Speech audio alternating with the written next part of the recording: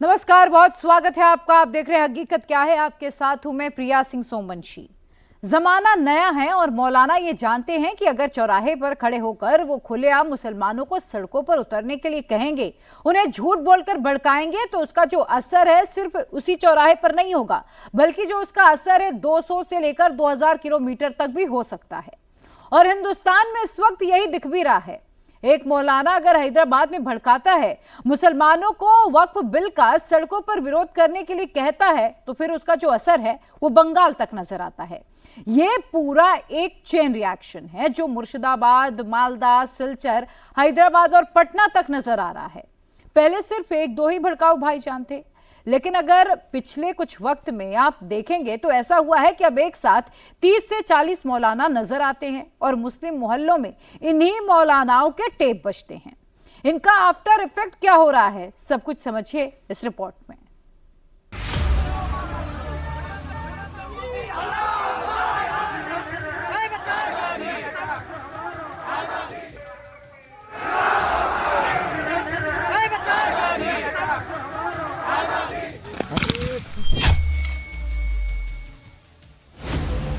यह है वो चेन रिएक्शन जो एक साथ देश की अलग अलग लोकेशन पर दिख रहा है।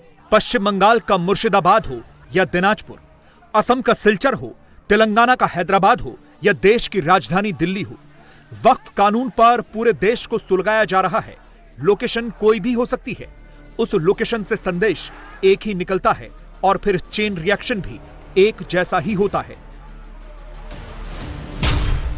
वक्फ बिल पर मौलाना मुसलमानों से अपील क्यों कर रहे हैं कि 4 बेटों में से 2 बेटे पर्सनल लॉ बोर्ड के हवाले कर दो। एक घर में अगर 4 बेटे हैं, 2 बेटों को आप पर्सनल लॉ बोर्ड के हवाले करें, 2 बच्चों को पर्सनल लॉ बोर्ड के हवाले करें। वक्फ कानून पर मौलानाओं को बंटोगे तो कटोगे का नारा क्यों याद आ रहा है? मौलाना क्यों धमका रहे हैं कि वक्फ कानून देश को तोड़ देगा? यह थ्योरी कौन निकाल कर लाया है कि बकरीद तक वक्फ के खिलाफ प्रदर्शन चलता रहेगा?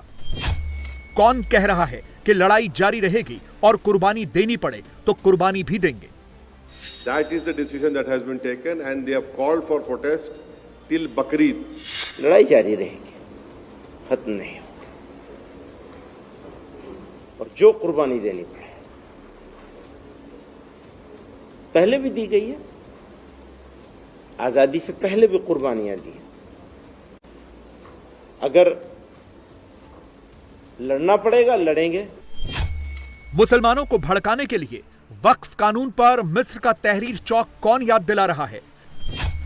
मोदी और अमित शाह को ललकार कर कौन मुसलमानों को भड़का रहा है? तारीख गवाह है, हस्नी मुबारक को बेदखल करने के लिए 1 महीने तक इजिप्ट की कौम सड़कों पर निकलकर सड़कों पर जो है बिस्तर लगा दिया था और खाने पकवा कर खाए थे।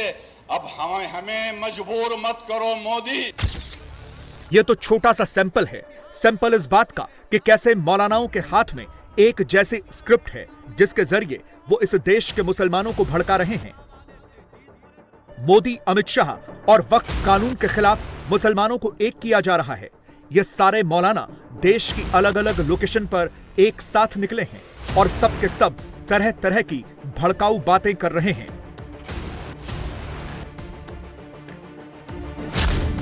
वक्फ कानून के विरुद्ध लगातार मौलानाओं का युद्ध चल रहा है। कल यानी कि 12 अप्रैल को हैदराबाद में all India Muslim personal law board और ऑल इंडिया मिल्ली काउंसिल की मीटिंग हुई, जिसमें वक्फ कानून के खिलाफ आगे कैसे प्रोटेस्ट करना है इस पर चर्चा की गई। और आज दिल्ली में जमीयत उलेमाए हिंद के हेडक्वार्टर में बैठक हुई, जिसमें वक्फ कानून पर आगे क्या लीगल एक्शन लिया जा सकता है इस पर मंथन किया गया।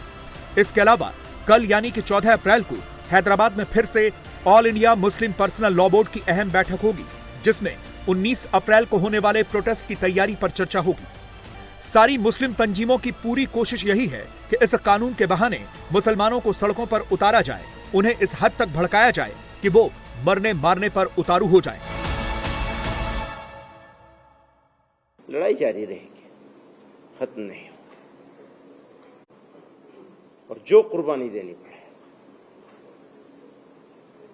पहले भी दी गई है, आजादी से पहले भी कुर्बानियां दी। अगर लड़ना पड़ेगा लड़ेंगे, सब्र करना पड़ेगा सब्र भी करेंगे और कर रहे हैं निहायत सब्र के साथ। पूरी कम्युनिटी न्याय के इंतजार में। और ये भी कह दूं मैं आपको कि इस देश के लोग खूबसूरत मुल्क है, लोग ऐसे नहीं हैं। कुछ हैं जो ये सब इस तरफ ले जाना चाह रहे हैं, तो हम अकेले नहीं हैं इसमें, ये भी यकीन है। आप में से ही बहुत सारे लोगों का हमको भी साथ मिलेगा, मुल्क का साथ मिलेगा। बदलेगा वक्त, सुबह भी होगी, हमेशा तो रात नहीं रहेगी। जो बात जमीयत के महमूद मदनी थोड़ी सोफिस्टिकेटेड लैंग्वेज में बोल रहे हैं, वही बात हैदराबाद के नेता और मौलाना भड़का कर कह रहे हैं। सीधे मोदी शाह का नाम लेकर भड़काया जा रहा है। एक ही वाक्य में मोदी अमित शाह के साथ 30 करोड़ मुसलमानों के नाम पर धमकी दी जा रही है।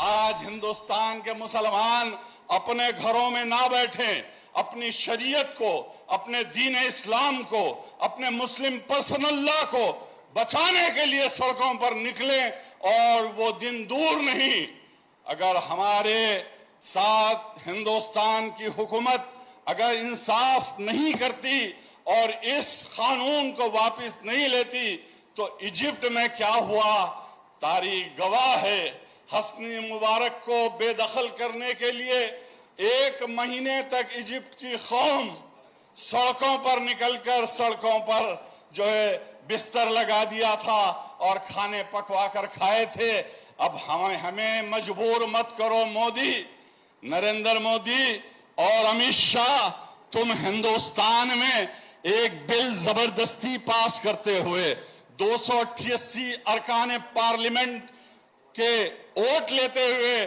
30 करोड़ मुसलमानों पर मुसल्लत नहीं हो सकते, ये शेर हैदराबाद से ऐलान कर रहा हूं। ऐसे ही भड़काऊ बयानों का असर तो पश्चिम बंगाल के मुर्शिदाबाद में हुआ है। भाषण हैदराबाद में दिया जा रहा हो या दिल्ली में, आज के जमाने में मौलाना भी जानते हैं कि असर पूरे हिंदुस्तान में होगा और उसी का आफ्टर इफेक्ट बंगाल तक हो रहा है। ऐसे ही हजारों मुसलमानों की भीड़ प्रदर्शन के नाम पर सड़क पर निकल रही है और फिर हिंसा हो रही है, दंगा हो रहे हैं। लेकिन अब मुसलमानों को बंटोगे तो कटोगे भी नजर आ रहा है। आपको यकीन नहीं हो रहा होगा, लेकिन यह सच है। बांग्लादेश से शेख हसीना के तख्ता पलट के बाद जब हिंदुओं पर जुल्म हुआ तो हरियाणा चुनावों के दौरान योगी आदित्यनाथ ने बंटोगे तो कटोगे का नारा दिया था। बांग्लादेश का उदाहरण देकर कहा था कि अगर हिंदू समुदाय आपस में बंट जाएगा तो ऐसे ही कटेगा जैसे बांग्लादेश में हो रहा है। उनके इस नारे का असर यह रहा कि बीजेपी ने पहले हरियाणा जीता, फिर महाराष्ट्र भी जीता, वहां भी यह नारा खूब लगा।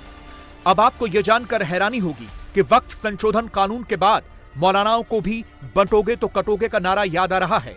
वो अपनी कौम को भड़काने के लिए यही बंटोगे तो कटोगे का नारा दे रहे हैं और एक रहने को कह रहे हैं। और ऐसा नहीं है कि यह नारा किसी एक लोकेशन पर लग रहा हो। अब तो ऐसा लगता है कि वक्फ कानून पर जहां भी मौलाना सड़कों पर मुसलमानों की भीड़ जमा कर रहे हैं, वहां यही नारा दे रहे हैं कि बंटोगे तो कटोगे।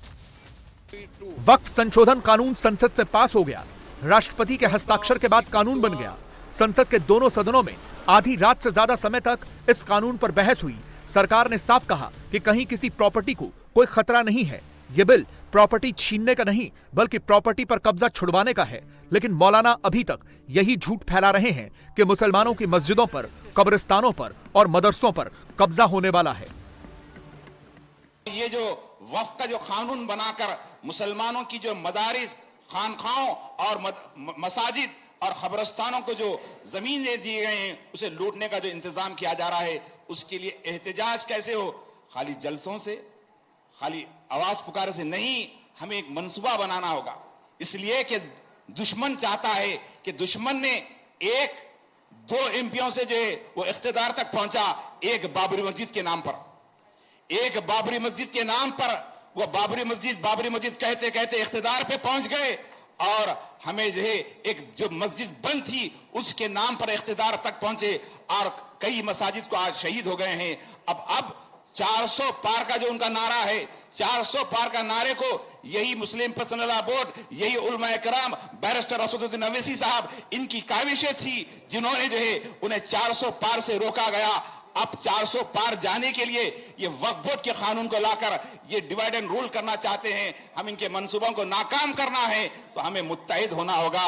मेरी गुजारिश है कि आज हमें धरना देना होगा, रोड पे बैठना होगा। तो एक घर में अगर 4 बेटे हैं, 2 बेटों को आप पर्सनल लॉ बोर्ड के हवाले करें, 2 बच्चों को पर्सनल लॉ बोर्ड के हवाले करें। इसका मुकाबला करने वाले हैं इंशाल्लाह। वक्फ बिल के नाम पर मौलाना ऐसे ही देश में दंगे कराने को तैयार हैं।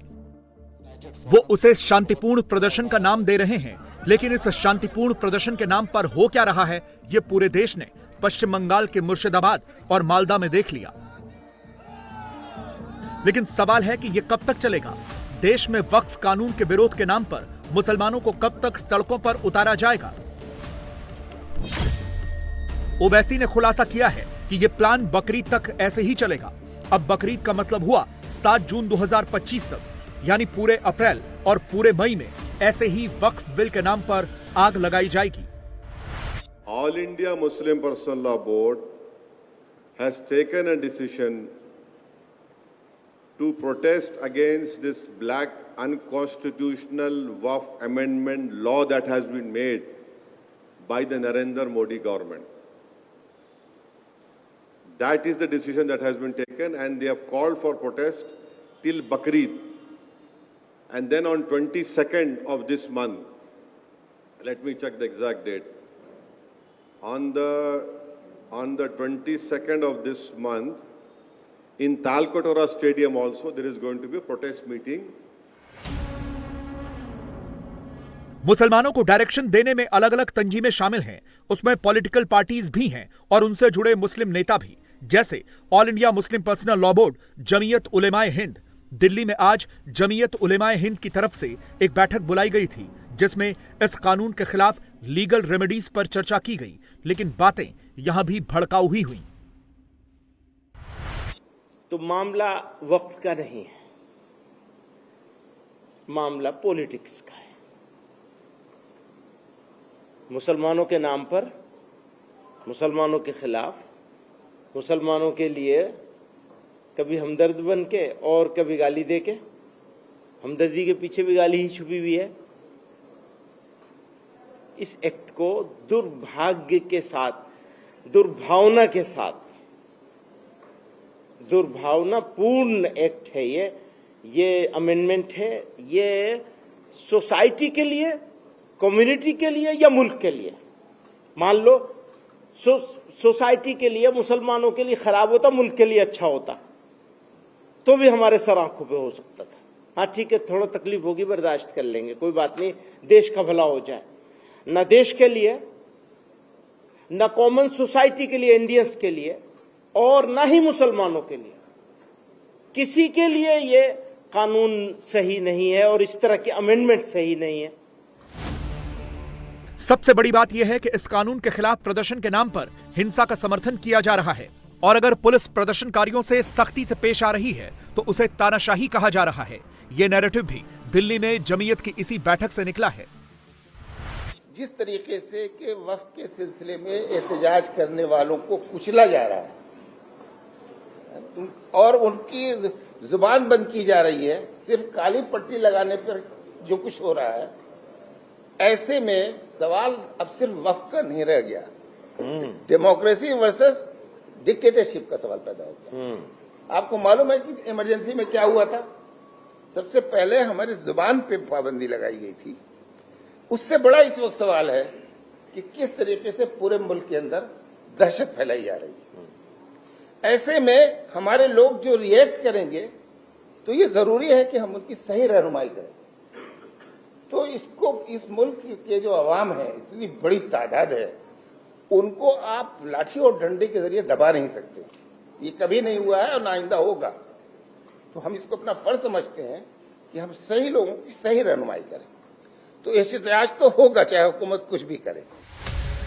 लेकिन असल बात यह है कि सरकार भले ही अपनी स्थिति साफ कर चुकी हो, लेकिन अभी भी मुस्लिम मोहल्लों में मौलानाओं के यही टेप गूंज रहे हैं।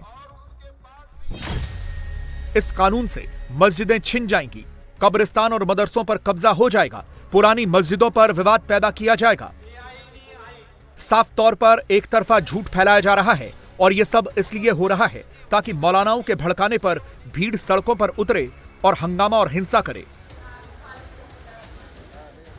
किसी साहब ने बताया कि कितनी मस्जिदों को आरएसएस वाले कहते हैं, लेकिन वीएचपी वाले तो कई साल पहले 3,500 मस्जिदों की फहरिस्त शाये कर चुके और वो कहते हैं कि ये सब मंदिर। जामे मस्जिद संभल के बारे में हम लोग कभी नहीं सुनते थे उसका कोई झगड़ा, लेकिन लोगों ने झगड़ा खड़ा कर दिया। हमारी किसी भी मस्जिद को, मदरसे को, कब्रिस्तान को, इमाम बाड़े को, दरगाह को मुतनाज़ा बनाया जा सकता है। अब आप गौर कीजिए, अपने अपने महल्लों का जायज़ा लीजिए कि कितनी सारी औकाफ की अराजी हैं जो हमारे हाथों से निकल जाएंगी। जो फौज कमांडर के बगैर लड़ती है वो बिखर जाती है, वो कामयाब नहीं होती। इसलिए जो कुछ करें, all India Muslim personal law board ने इस मसले को अपने हाथ में लिया है। बोर्ड की तरफ से जो बात आए उस पर अमल कीजिए। मध्य प्रदेश से लेकर बंगाल तक देश के कई हिस्सों में हिंदुओं पर हमले बढ़ गए हैं और सब जगह हिंसा का जो पैटर्न है, स्टाइल वो एक ही है। हिंदू मोहल्लों को जला दो, दुकानों को लूट लो, मकानों को तोड़ दो। हिंदुओं के खिलाफ हिंसा का कोई वाजिब जवाब मौलानाओं के पास नहीं है। बस वक्फ कानून लागू होने के बाद एक उन्माद सवार है। बंगाल में ममता बनर्जी के राज में हिंदू जान बचाने के लिए पलायन तक कर रहे हैं। हिंदू मोहल्लों की पानी की टंकी में जहर मिलाने का आरोप लगा है। बंगाल के हिंसाग्रस्त इलाकों में कोबरा बटालियन तैनात कर दी गई। ममता बनर्जी और उनके मंत्री ये दावा कर रहे हैं कि हालात बिल्कुल नॉर्मल है। ग्राउंड पर हकीकत क्या है, इस रिपोर्ट से समझिए। मध्य प्रदेश से बंगाल तक हिंदुओं पर अटैक क्यों हुआ?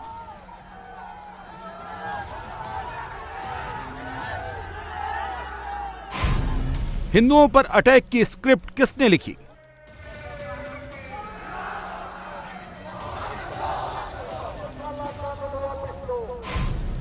बंगाल से गुना तक हिंदुओं पर हमले का पैटर्न एक जैसा क्यों है?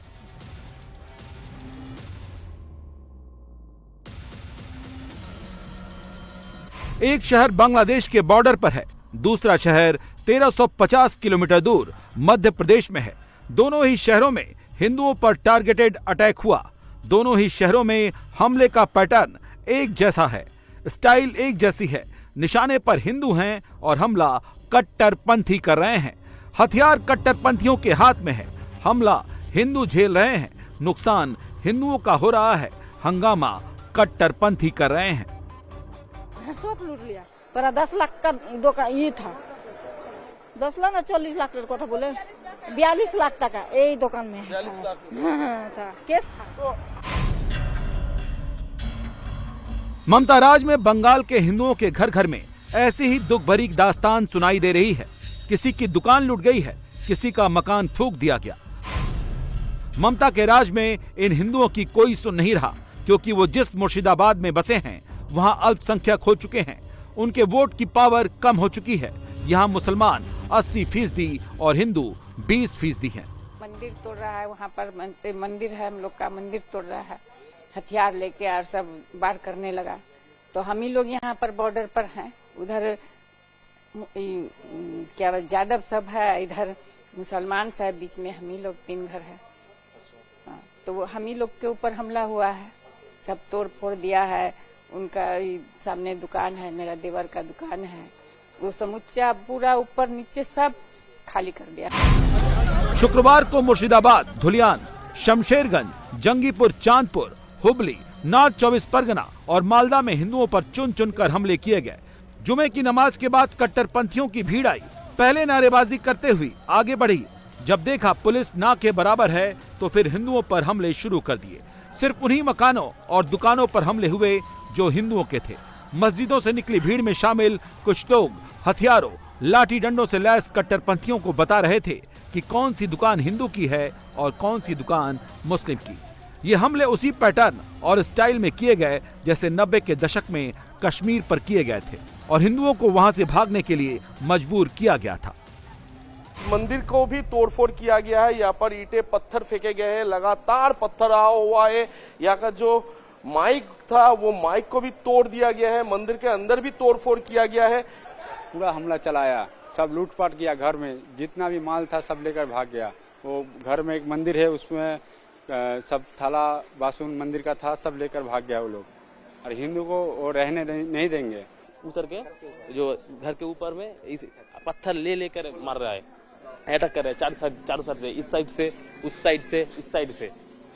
कितना घर बार है, हम कितना संभालेंगे। और पुलिस को कॉल के ऊपर कॉल करते जा रहे हैं। साइलेंट, फोन के साइलेंट था उसका। पुलिस कुछ नहीं किया, कोई स्टेप ही नहीं है। हाँ।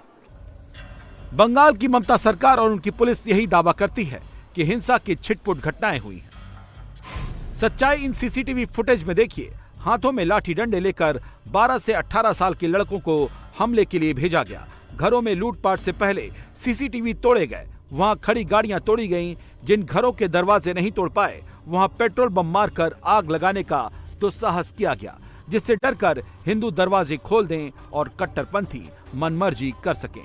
हिंदू डरकर उस इलाके को छोड़ दें और उनकी संपत्तियों पर कट्टरपंथी कब्जा कर लें, जैसे कुछ महीने पहले बांग्लादेश में हुआ था। कोई पुलिस ने, हम लोग का बीएसएफ है, सेंट्रल फोर्स है, तो हम लोग सुरक्षा से कोई नींद सो रहे हैं तो हम लोग नहीं रहे तो हम लोग चल जाते हैं, मारे जाते हैं। हाँ, कुछ हिंदू दुकान के उस लोग टारगेट किया है कि हिंदू का दुकान नहीं रहेंगे, हम लोग तोड़ देंगे सब। ऐसे कैसे हो सकता है? ऐसे तो सोच लिया है उस लोग, वो लोग तो समझ लिया कि हिंदू को नहीं रहने देंगे हम।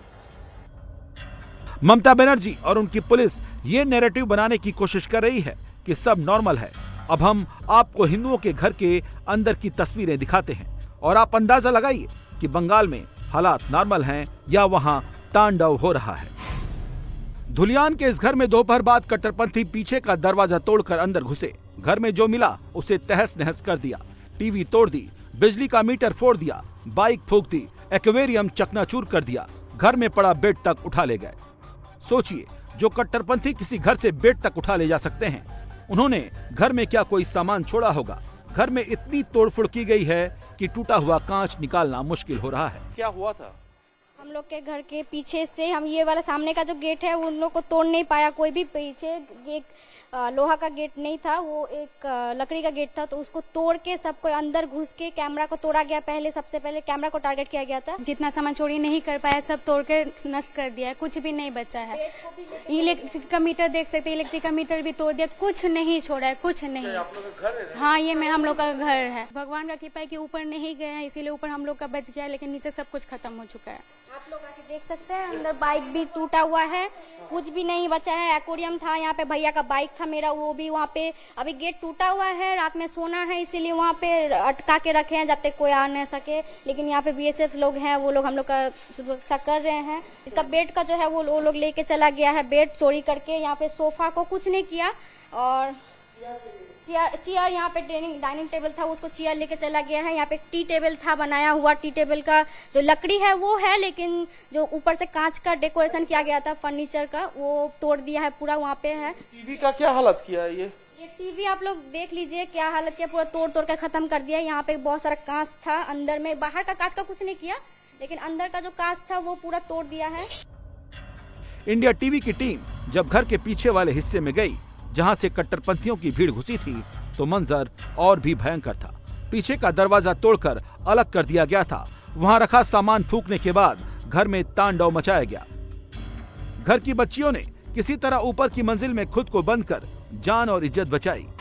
पीछे के दरवाजे से वो लोग पहुंचे थे? पीछे के दरवाजे से टूटा है और उधर पीछे पूरा खाली है, कुछ नहीं है। पहले दुकान था तो कोई डर नहीं था, लेकिन अभी दुकान सब हट चुका है, इसीलिए पूरा पूरा उधर से सब कोई आया। यहाँ पे कांच तोड़ दिया है, यहाँ पे सब फर्नीचर का जो कार्टून वार्टून होता है सब यहीं पे फैला हुआ है, तो वो भी पूरा तहस नहस कर दिया। कुछ भी नहीं था, पूरा गुछाया हुआ था। अच्छा। हाँ, तो हिंदुओं का घर टारगेट किया गया है। हिंदुओं को। मुसलमान के घर में कुछ नहीं हुआ, कुछ भी एक भी पत्थरबाजी कुछ नहीं हुआ। यहाँ पे सामने एक मेडिकल जो है भारतीय मेडिकल, वो लोग सोचा गया कि वो एक हिंदू का दुकान है इसीलिए उसमें अटैक किया गया, लेकिन बाद में पता चला कि नहीं कुछ नहीं है, मुसलमान का दुकान है तो उसमें कुछ नहीं किया गया। सिर्फ हिंदू का दुकान में ही टारगेट किया गया और हम लोग के घर में आके दुकान में कुछ भी नहीं है। हम लोग का दुकान घर के सामने है, वहाँ पे कुछ भी नहीं बचा हुआ है, पूरा खत्म कर दिया दुकान। और यहाँ पे फिर घर में भी अटैक किया, हम लोग के दुकान में भी अटैक किया। दुकान में एक भी सामान नहीं है। आज पापा का पेमेंट का दिन था तो वहाँ पे बहुत सारे कैश थे, सब कुछ लेके भाग गया वो लोग। मुर्शिदाबाद के धुलियान और सूती में 2 मॉल भी जुमे की नमाज के बाद लूट लिए गए। धुलियान के स्टाइल बाजार मॉल में सभी दुकानें हिंदुओं की हैं। जब हथियारों से लैस गोलीबारी करती, नारे लगाती भीड़ वहां पहुंची तो हिंदू दुकानदार दुकान बंद कर जान बचाकर भाग गए। इसके बाद मॉल में जमकर लूटपाट और तोड़फोड़ और आगजनी की गई। ये साइड का मॉल पूरा लूट लिया। हमारे फैमिली मेंबर्स के घर के अंदर घुस गए थे, तोड़ के, पीछे का दरवाजा तोड़ के, मिठाई का दुकान का पूरा सामान निकाल के जला दिया, टिकट लॉटरी का दुकान सारा जला दिया और सारे हिंदू वाले जलाए हैं। मुस्लिम वालों का एक भी दुकान नहीं जला है। उसके पास ही है सारे मुस्लिम के दुकान, लेकिन एक भी नहीं जला। चुन चुन के टारगेट करके बोल के कि हाँ ये है, ये है, ये है, इस पे करो, इस पे करो, इस पे करो। कि चैन की नींद तो हमें है ही नहीं 2 दिन। ममता बनर्जी की सरकार एक ही टेप बजा रही है, बंगाल में सब ठीक है। सच्चाई इन तस्वीरों में देखिए। हिंदुओं के परिवार वहां से पलायन कर रहे हैं। महिलाएं, छोटे छोटे बच्चे गंगा नदी पार कर दूसरी तरफ जा रहे हैं। अकेले धुलियान से 500 हिंदुओं का पलायन हो चुका है, जिनके घर और दुकानें फूंक दी गईं। क्या ममता बनर्जी को ये सब सामान्य लग रहा है? থামেন দাদা, একটু আপনাদের সাথে কিভাবে কি করেছে একটু বলেন। মুসলিমরা আপনাদের সাথে কিভাবে অত্যাচার করেছে একটু বলেন। মুসলিমরা আমাদের উপর খুব অত্যাচার করছে, প্রচুর অত্যাচার, মানে এত অত্যাচার থামায় না। বাড়ি ঘর সব পুড়িয়ে দিয়েছে, আগুন লেগে দিয়েছে। যে কেউ একটু করছে আর শক্তিশালী দেখা দিয়েছে, ওরা মারধর করে কাটে ফেল দিয়েছে। পুলিশ প্রশাসন আসছে, মাঝে মধ্যে পালিয়ে এসে পুলিশ এসে সবাইকে তাড়িয়ে দিয়েছে। বাড়ি ঘর সব আগুন লাগে পুড়িয়ে দিয়েছে, কিছু নাই বাড়ি ঘর, থাকার মতন জায়গাও নেই, এমন অবস্থা করেছে আমাদের। আপনার বাড়ি? বাড়ি হয়েছে বেদবনা। আপনারা জানো বাগানে বসেন। मुर्शिदाबाद से पलायन करने वाले हिंदू मालदा के परलापुर पहुंचे हैं। करीब 1000 हिंदुओं को रिलीफ कैंप में रखा गया है। इसमें एक 6 दिन का नवजात बच्चा भी है। इन लोगों ने हिंसा के लिए टीएमसी के एमएलए को जिम्मेदार ठहराया है। साथ में ये भी आशंका जताई है कि हिंदुओं को मारने की नीयत से पीने के पानी में जहर मिलाया गया है। कि हिंदू जितने भी लोग थे वो मुर्शिदाबाद धुलियान से सीधा मालदा पहुंच गए हैं और मालदा में प्यारलालपुर हाई स्कूल यहीं पर आश्रय लेते हुए यहाँ पर रुके हुए हैं। वो बोलता है कि हिंदू का नहीं रखता है, हिंदू का जबाई करता है, ये हिंदू के माँ बन के लेता है इज्जत, एरकम करता है। बोलचे सोना ले लेता है, भालो भालो साड़ी ले लेता है, टाका ले लेता है, गोरू ले लेता है। बम से पेट्रोल से जलाकर राख कर दिया। हम लोग घर में है छुप कर, हम लोगों का ऊपर पेट्रोल डालकर हम लोगों को जलाना चाहता है। हम लोगों का बोलता है हिंदू समाज नहीं चाहिए, हम लोगों का मुस्लिम समाज चाहिए। मुस्लिम हटा, हिंदू हटाओ, मुस्लिम को हमको दो। और हम लोगों का पति को जान चाहते हैं कि तुम लोग का तुम्हारा जहाँ इज्जत दे दो, तुम लोग का पति को जान बचा कर लेकर भाग जाओ। मुंह में गमछा बांध कर हम लोग के पास में आया था, तो पहचानेंगे किस तरह? मुस्लिम है। तो आप लोग का गांव का लोग नहीं है? नहीं, हम लोग का गांव का नहीं, बाहर का ही था। बाहर आसपास का गांव का सब था, मुसलमान लोग, वही लोग आकर हमला किया।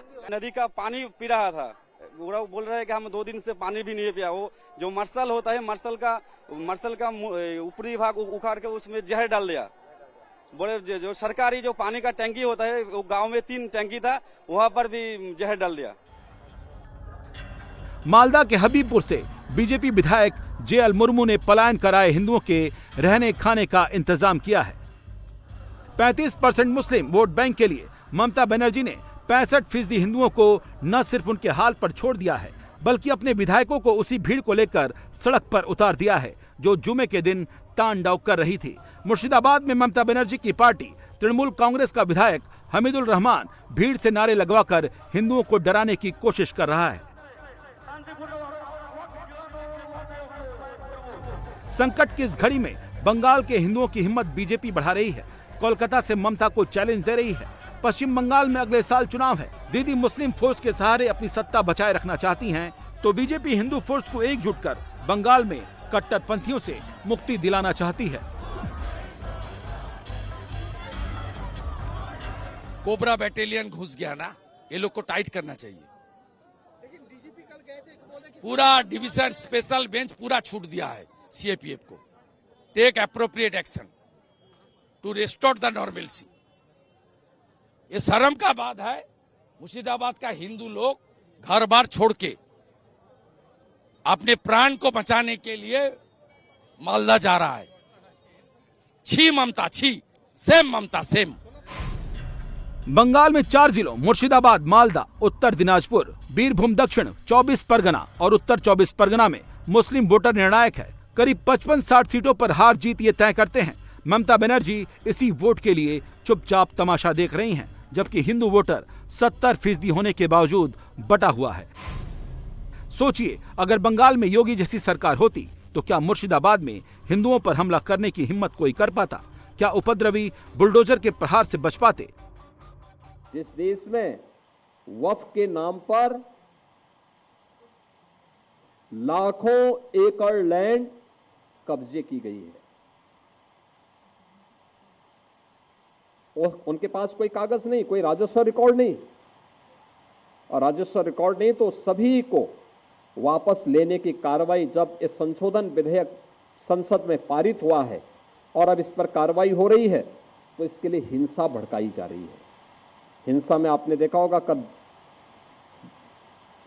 पश्चिमी बंगाल में मुर्शिदाबाद 3 हिंदुओं की निर्मम हत्या हुई कि दलितों को, वंचितों को, गरीबों को अगर ये हाई राइज बिल्डिंग मिल जाएगी तो इनका तो वोट बैंक समाप्त हो जाएगा। ये गुमराह करने की इनकी राजनीति हमेशा के लिए समाप्त हो जाएगी। इसलिए लोग हिंसा भड़का रहे हैं, हिंसा का रास्ता अपना रहे हैं। 8 अप्रैल को वक्फ कानून लागू होने के बाद मौलानाओं और भड़काऊ ब्रिगेड ने जो मरने मारने की बातें की, उसका असर एमपी के गुना जैसे शान शहर में भी दिखाई दिया।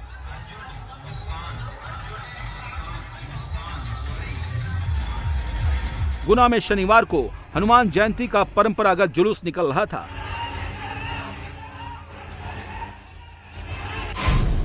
पुलिस प्रशासन के कहने पर हिंदुओं ने जुलूस तब तक नहीं शुरू किया जब तक मुसलमानों की नमाज नहीं खत्म हो गई। जुलूस जैसे ही तय रूट पर मदीना मस्जिद के पास पहुंचा तो वहां से पथराव शुरू कर दिया गया। गोलियां चलाई गईं। मस्जिद के पास हिंदुओं को घेर कर मारने की साजिश के तहत हमला किया गया।